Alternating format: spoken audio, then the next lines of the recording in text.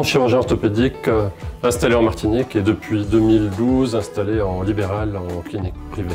J'ai fait bien sûr un internat et puis un post-internat à l'hôpital, mais étant libéral d'esprit, j'ai opté pour on va dire une carrière libérale par la suite.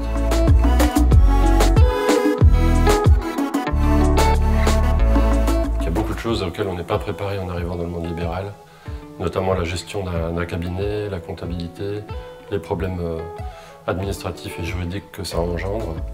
Et ce sont des problèmes qui peuvent être résolus notamment par un appui syndical. La liberté, bien sûr, elle est fondamentale et elle nécessite des efforts quotidiens.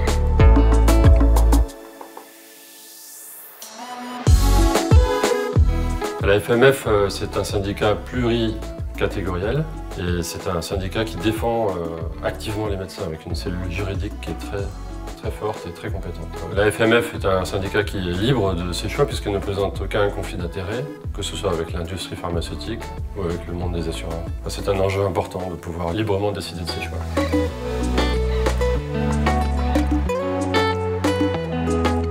Donc on a 32% de spécialistes en moins en Martinique par rapport à l'Hexagone.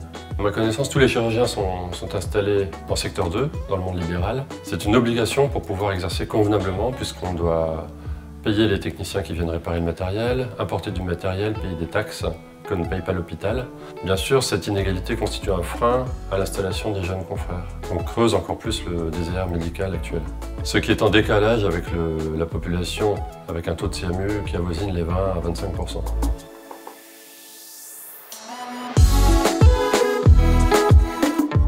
La FMFPTL va agir en défendant l'intérêt des confrères, encore une fois, pour éviter qu'on se retrouve dans des situations difficiles avec un payeur, un tiers payeur.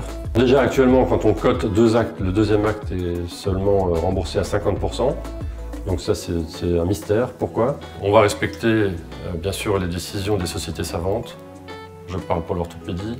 La Sofcode s'est positionnée sur le sujet et trouve même dangereux cette façon de procéder, l'épisode de soins étant a priori un échec dans les pays scandinaves.